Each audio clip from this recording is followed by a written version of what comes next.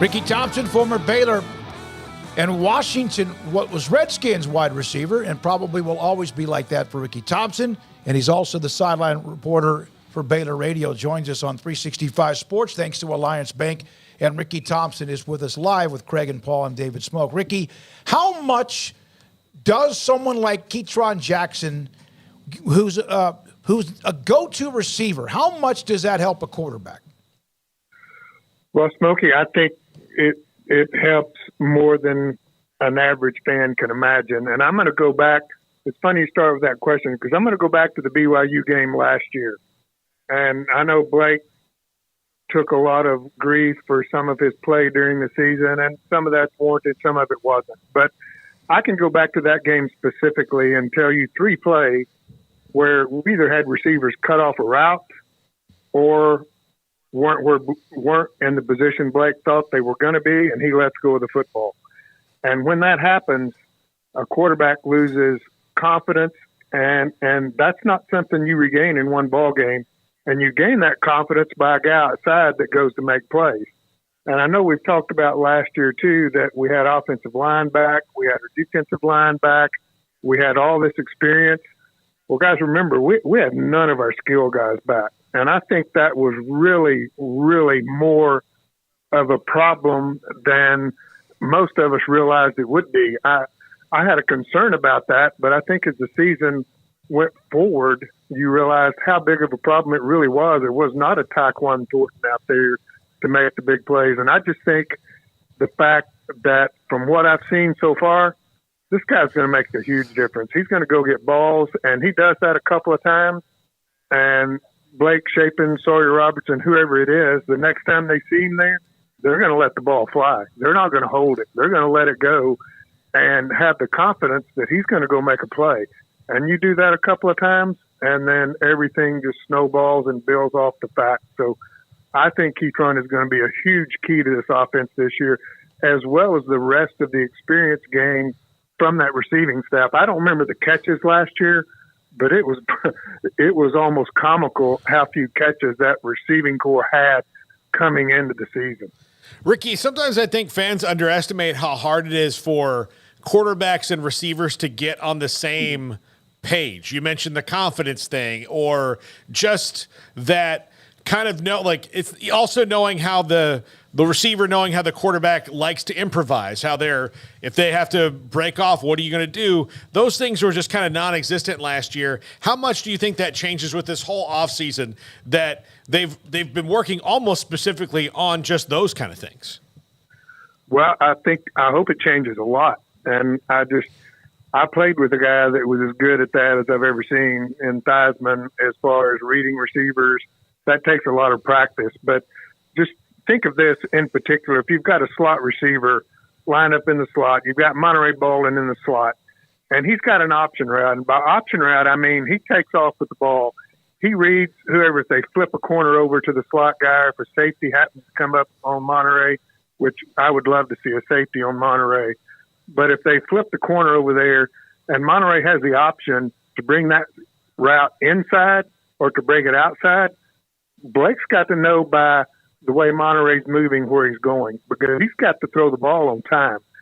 So that experience of doing it over and over and over makes so much difference. And if you get to the point where you can do that in a football game, it's hard to cover, guys. When you've got the option of going either way as a receiver and you've got a quarterback that can make that read, you've got 5 or 6 more plays a game that could be really big plays just because of the fact you've got a receiver and a quarterback on the same page.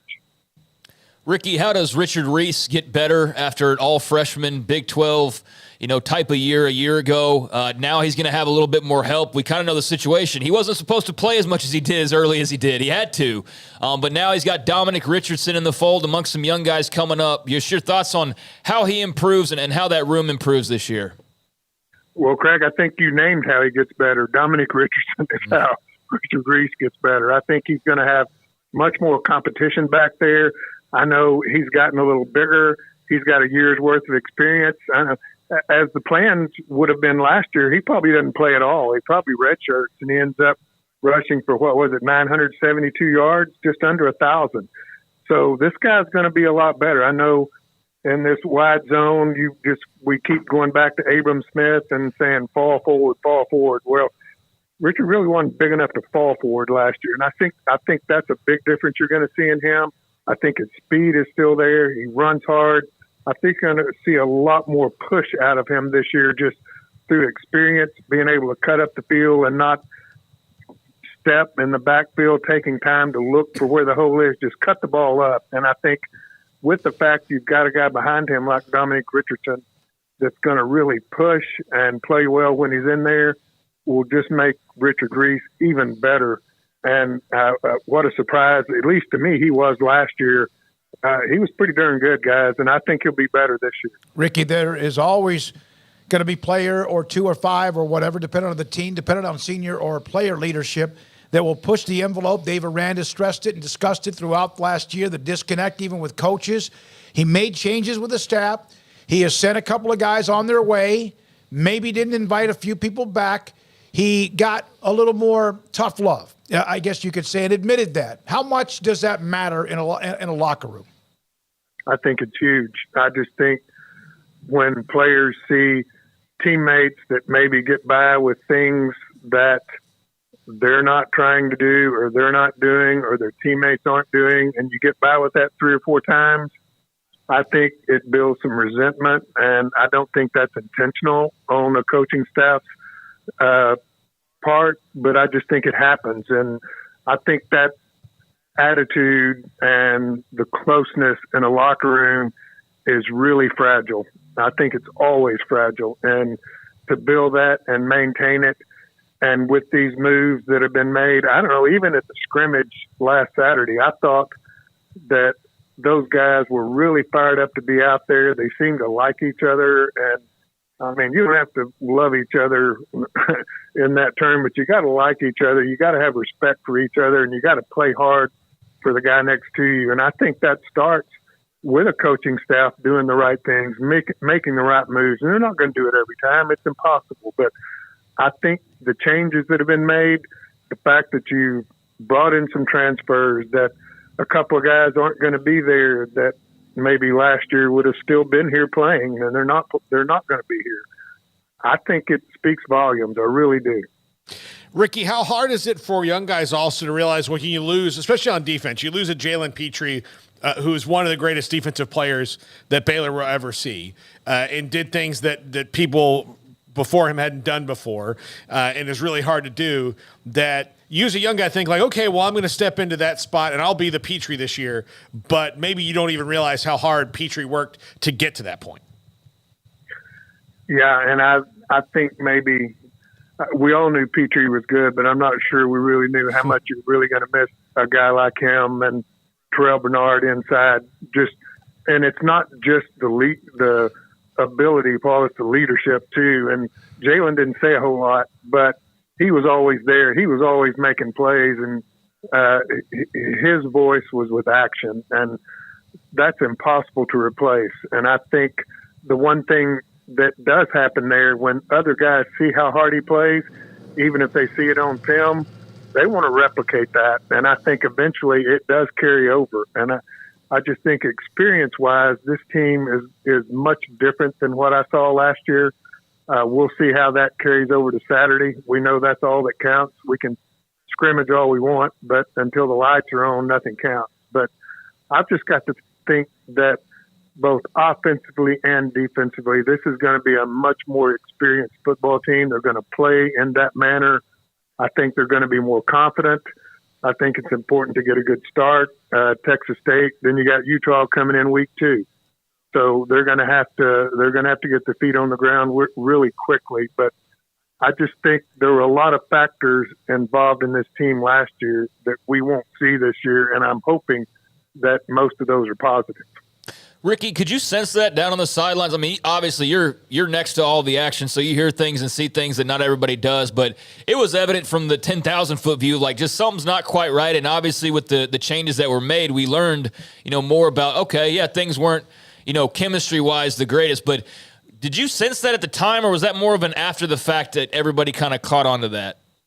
No, I mean, Craig, you're right. On the field is so much. I wish everybody could do it one game. Mm-hmm. Number one, you'd realize how fast that game is. Sitting in the stands, you can watch it. You can tell guys are fast, but until you're down there and you're right beside it, I don't think people really and you guys have been on the sideline, you don't really realize how fast that game is. Mm-hmm. And I just think with that and the things that I can hear down there, both from players on the field, from coaches on the sideline, I do think there was a bit of a disconnect. But I do know one thing, Dave Aranda's a pretty smart dude, and he has learned a ton from that.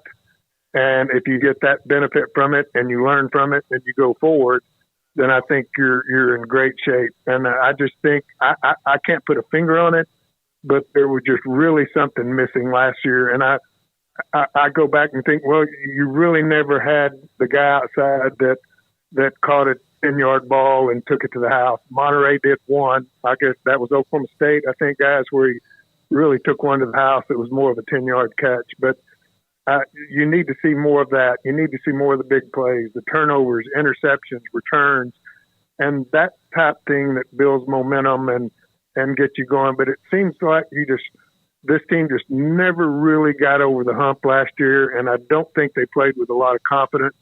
And I think that just really swept throughout the football team. And sometimes that happens. But, yes, I think you could tell it on the sideline, and I don't think it was intentional, but I think you could tell that there was a difference, no question, between that team you saw in the Sugar Bowl, Big 12 champions, and the guys we saw last year. Yeah, I mean, no question about that. We've mentioned Jackson and what he can mean to Shapen. Monterey Baldwin's ability to be dynamic and break anything and go a long, long way. They have some dudes. They're young. They haven't really done it much. There have been flashes of even a walk-on and now scholarship player like Josh Camry, Amari Winfield, Hal Presley, Jordan Neighbors, and there's others, Bonner, others. Who among that group do you think will be the one that can or will or needs to step up? Well, Monterey needs to step up, but the first thing Monterey needs to do is stay healthy. And I think that was a huge problem for him last year, staying healthy. And I don't know what all of the injuries were. I know he had some muscle issues, and sometimes guys that can run like that do. But sometimes you just got to play hurt too. And there's a difference playing hurt than injured. If you're injured, you don't need to play. If you're hurt, you need to play. And I had coach after coach that will tell you that, and other players see you play like that. But Smoky, I don't think I can name anybody in particular out there that needs to make it, but somebody needs to make the plays on Saturday that makes the rest of that football team look and say, you know what, I can do that too. Mm-hmm. I'm gonna make a play just like that. But it just takes one guy to do that at the right situation in the right game. Ketron goes up and takes the ball when he's got two guys on him, and one of them decks him, and he comes up with the ball and just points first down and walks back to the huddle. That's enough. I mean, yep. That'll get those guys to where they are really fired up. Richard Reese runs over somebody in the secondary. I don't know if you guys remember 2 seasons ago when Abram Smith pushed the Texas defensive back into the ground with a stiff arm. Yep. You saw the sideline when he did that. I thought they were going to kill each other on our own sideline. I mean, that, to me, that was one of the plays that turned that game to the point where there was no sneaking way we were going to lose. Not after that play. Yep. So somebody's got to make those plays, and you can make them in practice all day long. I remember Art Monk talking one time. We were running quick post type plays in games and just getting busted, and a TV guy asked him the best time to run that play, and he said on Friday in practice. So my point being, it's easy to make plays Monday through Friday. You got to make them on Saturday. And I think when you see that in person, in action, and the other guys feed off of it, I mean, we saw it 2 years ago. After that, everybody made plays. Yeah, so, it becomes contagious, It becomes contagious, and I'm saying this because I think we've got the guys to make plays. I really do. I mean, last year we had, as I mentioned, we had all our front guys back, but we didn't have any skill experience anywhere last year. And I don't think that's the case here. I think you've got that experience. They just have to perform. Ricky, thank you. We look forward to it every week based on availability, but also look forward to it thanks to Alliance Bank and their sponsorship of this segment and the one with J.J. Joe on Mondays, both a part of the Baylor Football radio broadcast. Look forward to seeing you on September the 2nd. Have a great week. Thanks, guys. Excited it's here. Ricky Thompson, Baylor radio sideline reporter and also former wide receiver.